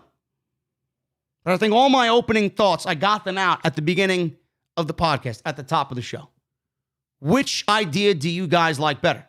Do you like Joe taking the title from Kross and sending him to the main roster with that loss already on his record so we don't have to worry about that?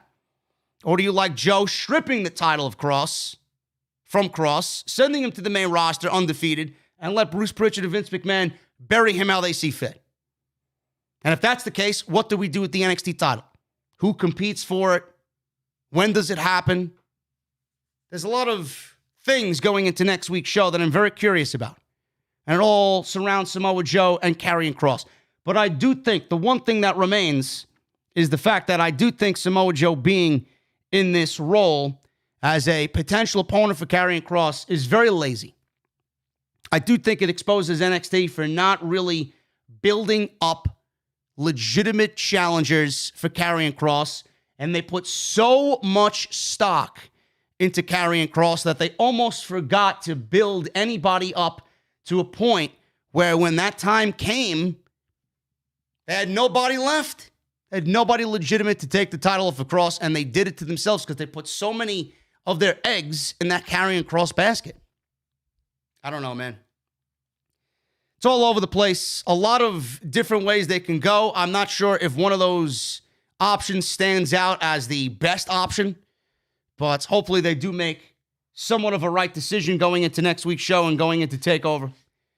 So whatever happens, man, I think at the end of the day, Karrion Kross is all but doomed. And the TikTok catchphrase is going to be more truer than ever before. Because it's TikTok, Karrion Kross is buried, says Bruce Pritchard. And that's just me talking, not because I don't like Kross, but it's because I don't trust anything that comes out of that main roster creative team. And I think you guys should feel the same way as well. Anyway, guys, I am all but done with the NXT portion of the review. We are going to go over some super chats right now. Thank you guys for hanging in with me. We had 1,100 plus in the live stream chat on a Tuesday night. I'll take it, man. That's a great crowd for an NXT show that had a NXT championship match with Johnny Gargano and Karrion Kross. But we're going to go over some super chats right now, man. Super chat line is open. Get them on in. We'll hang out. I got my cold beverage ready to go. And if you guys have not hit that thumbs up, please make sure you go and do that for me right now, man. We are looking at 600 for a possible goal. So make sure you guys go and check that out for me. And hit that thumbs up. Helps out not only the live stream, but when it publishes to YouTube as well after the show is over. Make sure you guys go follow me on social media at JDfromNY206. That's Twitter and Instagram. Hit that subscribe button down below. Turn on the bell for all notifications. And if you missed any of the content on the channel this week and last weekend, go and check it all out, man. It is on the homepage right now. And also check out today's sponsor, man, Dr. Squatch, drsquatch.com. Use code SCRIPT at checkout for 20% off. Let's get into the super chats, man. We're going to start off right at the top with Kenley Pierre. He's got a $2.99 super chat. He says, Gargano just turned babyface. I think Johnny Gargano was a babyface coming into this match, really. Not officially, but being that Kross was a heel, I do think Johnny Gargano was absolutely the babyface in this match. When you hear Johnny Wrestling chants, that means Johnny Gargano is absolutely the babyface coming on in. Kenley, thank you for your $2.99 super chat. Jacob Donnelly with a $10 super chat. Can't say I'm into the idea of Joe potentially beating Kross for the NXT title. Feels lazy and only highlights how weak the main event scene is in NXT right now, but that's just me. Jacob, thank you for the $10, man. It's just not you. I think I talked about it multiple times tonight. I am 100% in agreement with you. It's lazy, and the main event scene is pretty fucking stale. Not only in NXT, but in all of WWE. Raw, SmackDown, you name it. That's what happens. They put all their eggs in that Karrion Kross basket. They put all their eggs in the Roman Reigns basket. AEW's putting all their eggs in the Kenny Omega basket. AEW might be in a better position than all three of these brands in WWE right now, as far as challenges go for Kenny Omega, but WWE's doing themselves no favors, man. They're not. this is their own fault because they refuse to build up new, up-and-coming superstars. $5 super chat by Reverend Davey Thompson. Hey, JD, my mom is in the hospital, and I would appreciate your thoughts and prayers. OTS for life. Sorry to hear that, Davey. Everybody in the live stream chat right now, man, give me those prayer emojis for Davey's mother, who isn't feeling all that well right now in the hospital. Thoughts and prayers from the OTS family to Davey in regards to his mother. Hopefully she makes a speedy recovery and is back home where she belongs. Hula Grim with a $5 super chat. Congrats to Raging Girl Gamer on getting accepted into Ford Mechanic School. Even though she likes Dodge, she can work on the Stang, JD.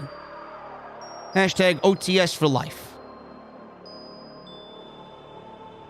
Congratulations to Rage on getting a new job. Number one, I knew it would happen quickly because I know these things. Good things happen to good people. And Dodge sucks. Okay? And I say that just because Jessie, I know, is a big fan of Dodge. And I love busting his balls. Speak of the devil, man. Raging Girl Gaming with 2 $5 super chats. Give yourself more credit. You're a great content creator, and don't think of yourself anything less no matter what the negativity is you get. I don't care what anybody says about me, Rage. I know what we do here, and I know the audience that we generate every single week. I don't care. I really don't. People want to make fun of me. People want to make fun of the venue. People want to make fun of everything else. What I say, what I do. Doesn't matter. Let them have their fucking 15 seconds of fame, man. All I know is that nobody has had the influence that I've had. Nobody. All the people that hate me, they will never see 1 ounce of influence that I have here. Not one. Clearly, I'm doing something right if I am still being talked about on your channel. Also, lazy booking, what screen are you looking at? I'm looking at my POS system that says I should be flagging you for many drinks at the bar. That's the fucking screen I'm looking at. Better take it easy. Better take it easy. Simone Manzak with a $50 super chat. Whoa. I feel like Karrion Kross shouldn't have won the title against Keith Lee at NXT TakeOver 30. And they could have done something OMG to make Keith Lee win by count out without delegitimizing Kross. Or Kross should have dropped the title at In Your House. Yeah, man, I'm gonna agree with you. I don't think Kross should have come back and taken the title from Keith Lee at all. I thought that was the bad move. In fact, I said it then, I'm gonna say it now. I don't think Kross should have returned to NXT. I really don't. After he got hurt and was out for about 4 months, he should have absolutely. I don't usually advocate for this, but I would have had Kross in the Royal Rumble. I would have. I would have had him on the main roster in January. Now WWE's in the position that they're in with Kross, and they either beat him, send them off to the main roster to be a mid-card act at best, or they strip the title, send him to Monday Night Raw undefeated, and they start planning his demise that way. The only guy that was big enough to take Kross down on NXT was Walter, and they're not doing that match clearly. Clearly. But Simone, thank you for the $50 super chat. That is a lot of money. I appreciate you this evening. Thank you for joining me on the podcast. Biggest Wood Gaming with a $5 super chat. Still horrified to see what they do to Adam Cole, baby, when he goes to Raw. Feel like Vince just sees another fiend, Alexa, in Karrion and Scarlett. I don't know why you would see another fiend, Alexa, in Kross and Scarlett. They have nothing in common at all. Supernatural, maybe? But it's not supernatural to a point where Karrion Kross is doing fucking magic. They did that one skit with the fireball popping out of the book against Keith Lee. I thought that was actually fucking cool, to be brutally honest with you. Scarlett, legitimately, the way she's portrayed, the way she looks like a witch. You know? And she hasn't done it since. It's not like she's fucking performing magic on a weekly basis. It's not like she's throwing fireballs on a weekly basis. And listen, man, don't demoralize Karrion Kross and Scarlett by comparing them to a fucking novelty act like Fiend and Alexa. Come on. Yes, I'm concerned about Adam Cole as well. I don't have one good feeling in my body about Adam Cole going to the main roster. Linda Carter with a $5 super chat. I don't completely agree with Xia Li getting a title shot just by asking, but at least she's undefeated since turning heel. You could be fucking undefeated for 12 months. I have two eyes. I could see that she's not ready. She's not even that good. And Raquel is still green herself, man. I don't know how this match is going to come off next week. I really don't. It could be a disaster waiting to happen. Tenario 128 with a $5 super chat. What's up, JD? Just recently checked out the In Your House Canadian Stampede pay-per-view. Great show from top to bottom. It's probably the best In Your House pay-per-view that they've ever done. Crowd was fucking crazy that night, man. I love the In Your House pay-per-views. I thought they were great. Not all of them were major hits, but man, some of the best matches in WWE history have come out of In Your House. So it absolutely has its place in WWE history. Daniel Rodriguez with a $4.99 super chat. Great show as usual, brother. Always speaking the truth. And fuck Wrestling Jesus and the black hole of the YWC who were triggered by what you said Friday. What did I say Friday? Wrestling Jesus sounds like a fucking retarded Canadian with the IQ of a fucking box of tacks. A box of thumbtacks. Who gives a shit? The fuck is he the Jesus of? Sounds like he should be on the fucking corner drinking a 40. Begging for fucking change. Go get a better microphone, motherfucker. Oh, that's right. You can't. You're poor.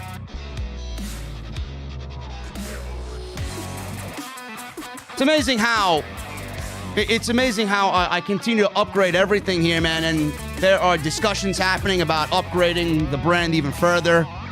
I'm going to be talking to the guys, Deviate Arts, and my media team that I got to do the background for me. They're going to be doing emojis, and I'm going to reach out to them next week.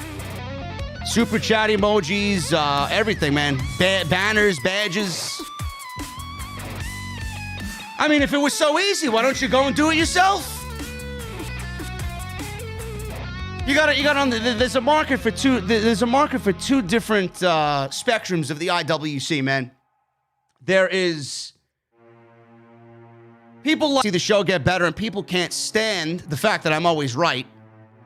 And then there is the black hole of the community that are the idiots who shit on the vanilla midgets and the people who think that work rate's gonna get the product to be in a better place. I never said I wanted better work rate. I just want a better fucking product. Work rate's not everything. It's so stupid, man. They get off on negativity. That's what their content is. A lot of people are misconstrued with my content because, when you listen to me, it may sound like I'm being negative. But what is there to be positive about? Correct me if I'm wrong. This is the same guy that said Aleister Black was a nobody in WWE. Clearly, he sat in a fucking closet for 12 months. sniffing ammonia. How could you rate somebody on the fact that he sat in a closet for 12 months and was never given a fucking opportunity? That's not fair. Then he goes to AEW. He has the biggest impact that you could possibly ask for. My podcast blows up on Wednesday night with Jessie. We had 2,500 fucking people in here. Is he a draw? No, he's not. Is he going to make AEW better? Absolutely. Go tell Aleister Black he sucks. Go tell Tommy End he sucks to his face, man. Guarantee you fucking have your eyeballs fucking rolling in the back of your head because he kicked you so far fucking into next week. You won't even remember your fucking name. Give me a break. I don't know why you guys watch this shit in the community anyway. Who watches these other fucking cretins in the community, really? What do they have to offer? It's unbelievable. Anyway, King Mo, 199 Super Chat. NXT is slowly getting back after falling off a little. No, it ain't. There's something missing from NXT.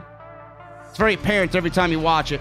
Crowd was back, though. Crowd reminded me of a good old Full Sail crowd, which is great. Now just take those fences and barricades away and take the people out of the fucking masks. Visuals are everything, man. Isaiah plays with a $4.99 Super Chat. Hey, JD, haven't tipped in a while. I'm having water tonight. Mom only lets me have one pop a day. But question, are you a UFC fan? And if so, favorite fighter? Isaiah plays. Thank you so much, brother. I'm not a UFC fan, and I don't have a favorite fighter. I don't. Coiled Phoenix with a $5 Super Chat. The only way I want to spend my birthday is to watch my man JD do his thing as always. Heart emoji. Hashtag OTS for life. Everybody in the chat, give me those birthday cake emojis for Coiled Phoenix, man. Happy birthday, Coiled Phoenix. And thank you for stopping by as always. Showing the love to the OTS family. Raging Girl Gamer with a $4.99 Super Chat. It's really crazy how you get downgraded moving up to the main roster. How can you ruin so much great talent? Rage, it's a sport to them. It's like collecting Pokemon cards. Finch just collects NXT cards. He thinks he's got the most valuable card, but when he does, he realizes that there's no value in it, and he just kills it. Matthew Sanday with a $2.99 Super Chat. It is, or is it pronounced bagels or bagels? I don't know, Matthew. When I go and do my thing in Jersey, a lot of New Jersey folks say bagels. I used to work with somebody at the coffee shop that said bagels. Me, I call it a bagel. It's a very weird question. I don't know why that was brought up. An egg bagel toasted with cream cheese. Or an everything bagel toasted with cream cheese, man. Cinnamon raisin with cream cheese, those are my go-tos. I like a good cinnamon raisin bagel. Furious Nation with a $5 Super Chat. What's up, JD? Next week on NXT UK is Walter versus Ilya Dragunov for the NXT UK title. Thoughts on that? If you could play or take that into consideration into Walter versus Kross in the future. No. They're doing that match again? Are there going to be fans in attendance is what I want to know. I don't think Walter loses the chance. I would be shocked if Ilya Dragunov loses or wins that match. I would be shocked if Walter loses that match. Captain Solo with a $2 Super Chat. Just something for the tip jar. Great review. Thank you, Solo. Thank you, Solo. I feel like I could always do better, man. You know, I feel like I could always do better. I was very tired today. Monday Night Raw fucking sucked the energy from me last night, man. I struggled most of the day. But thank you for $2, brother. Majin Styles with a $5 super chat. Hey, JD, with Mandy Rose randomly showing up on NXT, you don't think WWE is trying to mock AEW with the Forbidden Door concept? No.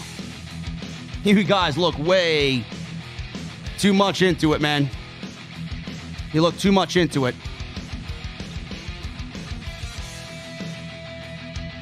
I don't know why Mandy Rose is on NXT, man. Like I said, maybe she wanted to get away from Dana Brooke, man. I don't blame her. I don't blame her. Maybe she just wanted to try NXT's catering and see what they're doing differently down in NXT so she could take it back to Titus. I don't know. Who knows, man? It was Taco Tuesday tonight. Maybe they did something a little bit different. Taco Tuesday, I heard from Humberto, got boring on the main roster. They need to spice it up a bit. Maybe that's why she was there. Indigo with a $5 super chat. Hey, JD, much respect. I guess Mandy got tired of Dana's botch and catering. LOL. I agree. Kross should have made his debut at the Royal Rumble. I hate lazy book. Yes, Indigo. Dana is not only Dana Botch, but she is catering. That is her nickname. We refer to Dana Brooke on this channel, if you're new around here, as catering. So when we talk about Mandy Rose and Dana Brooke, it's Mandy Rose and catering versus Natalya and Tamina Snuka. I love the geeks in the community. Oh, well, Dana Brooke is getting a lot better. Has Dana Brooke gotten better in the 5 years, 6 years she's been in WWE? Meanwhile, she still has a job, and Ruby Riott does not. Dana Brooke has a job, and Chelsea Green, Mickie James, does not have a job. Just throwing that out there. Has Dana Brooke done anything to better herself in the 5 years? No. Furious Nation with a $5 super chat. Almost 6 years ago, Neville versus Seth Rollins occurred, with Neville nearly beating him for the WWE title with a red arrow. Absolutely crazy, bro. That was a great fucking match. That was a great fucking match, man. Crowd went crazy that night. Magician Sapphire with the $10 super chat. Thank you, Magician. I always enjoy seeing you in the chat, Magician. Always. Always good to see Magician Sapphire. Let me get some Red Skies in here, man. Get some Dr. D playing in the chat, man. This is Monday Night Raw's official theme song. How do these guys get a diamond like Karrion Kross and drop the ball on him booking-wise? This is main roster level of stupidity. You know what it is, Magician? It's getting those glassy, oh my God, I'm falling in love with you type of eyes, you know? They wanted Kross so badly because there was big rumors of Kross going to AEW. So they did everything that they could to take Kross away from AEW, brought him in, he was big, he had Scarlett with him. NXT rarely ever has a guy that size.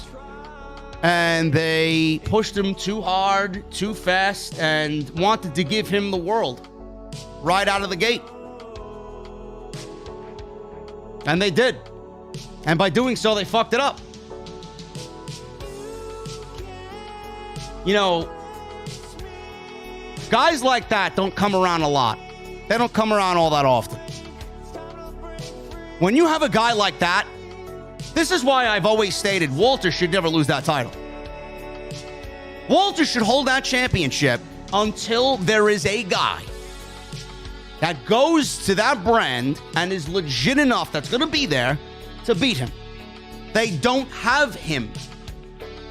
You could have made Kross champion, but don't start making plans to call him up until there's a guy that's legit enough to beat him. Samoa Joe, he could be it, but I don't think he's it.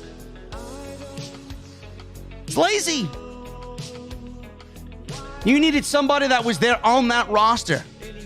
Not somebody that was there, got demoted to the main roster, got hurt, you moved him to commentary, fired him, and then brought him back because the son-in-law thought the father-in-law was a fucking idiot.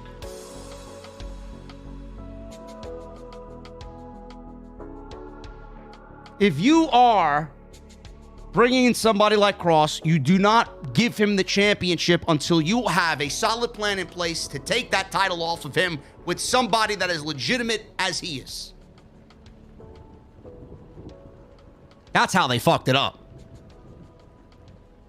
Captain Solo with a $5 super chat. JD, you have more viewers on an NXT review than the IWC geeks do for a Raw or SmackDown review.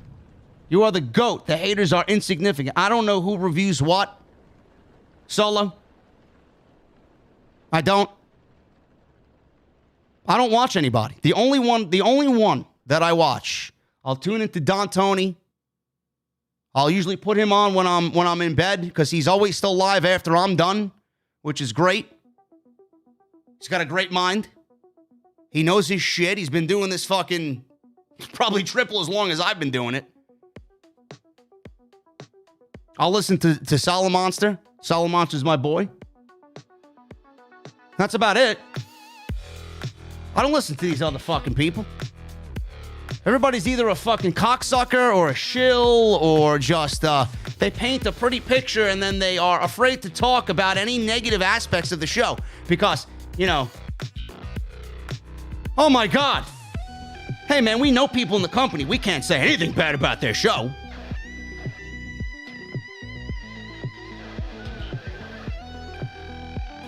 Furious Nation with a $5 super chat. Wrestling Jesus and General Jerry are a bunch of clowns. Sadly, I used to watch them, but not anymore. You are so much better than them. OTS for life. I know. I don't know why you guys are mentioning these fucking insignificant fucking flies in my chat. Who gives a shit what they say? They got fucking they got 400 views a video. If that. And when they put my name in the title of their video, their views go up 5 times more than what they usually get. Yet I'm not getting any royalties. Maybe I should fix that. Raging Girl Gamer with a $4.99 super chat. Karrion Kross sucks more than a Dunkin' Donuts coffee. Flag her. Get her out of here. Jessie, where are you, bro? Seriously. Jessie, listen. Stop looking at the hot bartender's ass, man. Listen, don't let me get on you. Okay? When we're in Chicago, I'm calling up. The first person I'm calling up is Lee Johnson, bro. I'm getting you in fucking some serious shit, okay? I heard what you said about Julia Hart. Clown. Fucking guy. Get her out of here!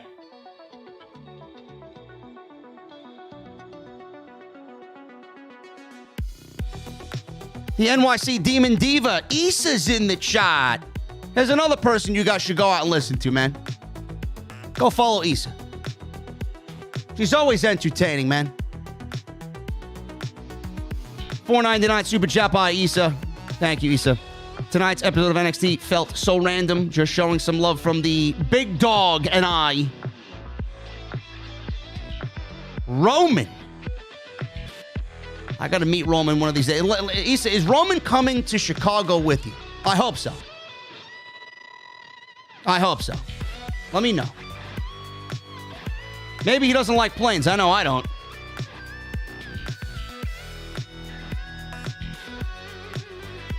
What else we got here, man? I'm looking. We got Furious Nation with a $5 super chat. Also, my grandpa's 84th birthday is tomorrow. Thanks for producing great content as always. Have a good night, brother. Thank you, Furious Nation. Birthday emojis in the chat for Furious Nation and his grandpa, man. Reese with a $4.99 super chat. Yo, JD, it's my birthday. I would appreciate it if you can give me a happy birthday shout out for this goon, Reese. Happy birthday, brother. So we got birthday emojis for Furious Nation and his grandpa, 84th birthday. And we got birthday emojis for Reese in the chat. So make sure you guys go and do that, man.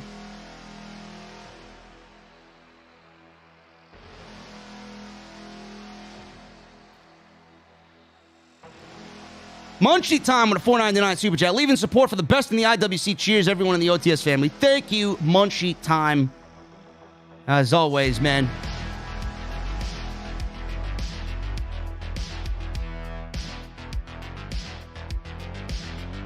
Now, this one's for Beast, man. I still got this song on my soundboard for Beast. It'll be here for a little bit, man. This is a solid track by Carl Casey. Majin with a $5 super chat. What the hell is going on with Hog? When are they coming back? I want to attend some shows soon and enjoy your commentary. I don't know, man. I don't know. I say it every fucking time people ask, man. Me and Jason want to get back to doing commentary, man. We were, you know, it's the one thing that I loved to do, man. It was, you know, in some aspects, it was the one thing that I look forward to more than doing the show every week, the podcast. Doing commentary, man. Getting ready for the show, writing the stories out on my iPad, telling the stories, emitting the stories behind the microphone to help everybody and guide everybody to be a part of their journey. And Jason and I were really gelling, man. It took us a little bit to get, you know, the flow going, but if you want to talk about play-by-play and color commentators, man, in the indie scene, I don't think anybody was better than me and Jason. And I got to shout out my boy Matthew Ryan Shapiro, man. He was such a great partner. He played a great heel color guy. Never stepped on my toes doing play-by-play. He always helped me out. So whatever he's doing now, I wish him nothing but the best. But me and Jason, man, when Matthew left, when Shapiro left, and it was Jason and I, Solid Monster, I don't think anybody was better, man. I think indie commentary largely sucks, to be honest with you.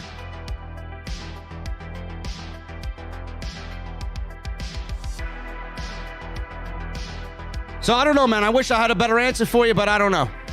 As soon as I know, you guys will know. Justin with a $9.99 super chat. Just a thought. Maybe they strip Karrion Kross of the NXT title and they book Adam Cole, Pete Dunne, Johnny Gargano, Kyle O'Reilly in a fatal four-way match. Maybe a fatal five-way if Balor returns. Justin, they did that at TakeOver in your house. This is why I think they're leaning towards Joe versus Kross at TakeOver. I think that's what they do. $1.99 super chat by King Mo. Main roster equals trash for life. I agree, King Mo. Daniel Rodriguez with a $4.99 super chat. Thank you, Daniel. Always appreciate when you're in the chat. If that's the case, you need to check out Super Artemis Prime, who popped up on my recommended vids. And he makes parody videos of you. I have no idea who that is, man. If you're making parody videos of me, then I've done my job as leader of this community. And it only means that people suck at what they usually do, and they need to imitate me to get any content across because their own content fucking sucks. And Raging Girl Gamer with the $4.99 super chat. I don't get why people hate Dana Brooke so much. It's all right. You know what? Ray, get her out of here. That's it. I'm done. Not even read the rest of the super chat. The $4.99 is going in the tip jar for Jessie to go buy a fucking clue. Get her out of here. Get her out of here. Fucking bullshit, man.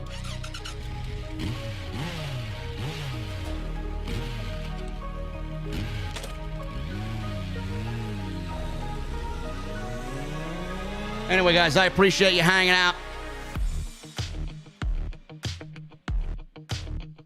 We got the 600 likes in the stream chats. I appreciate you guys very much.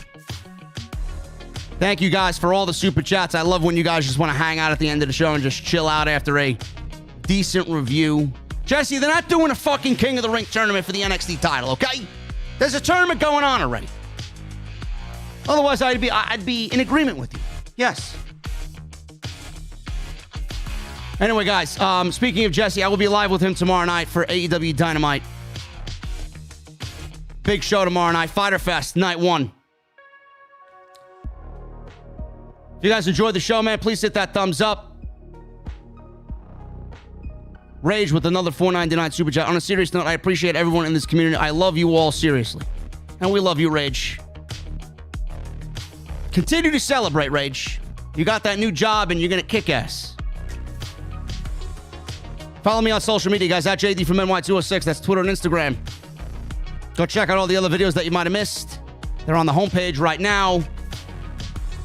Go and check out Dr. Squatch, drsquatch.com. Use code SCRIPT at checkout for 20% off. And your t-shirts, man. Bonfire. I didn't push Bonfire tonight. Go get your summer scam t-shirts, man. Bonfire.com is the official home of OTS. All right, guys. You guys know what's coming up, man. I'm about to get out of here. I got my cold beverage. I'm getting in the Mustang. The windows are down. But I need two things from you all right now, man. Number one, give me those guitar emojis in the chat. And number two, the music you're listening to, the sweet sounds of Pilot, man. I want that music on max. I'll see you guys tomorrow night with Jessie, AEW Dynamite, right here on OTS. I'll see you guys later.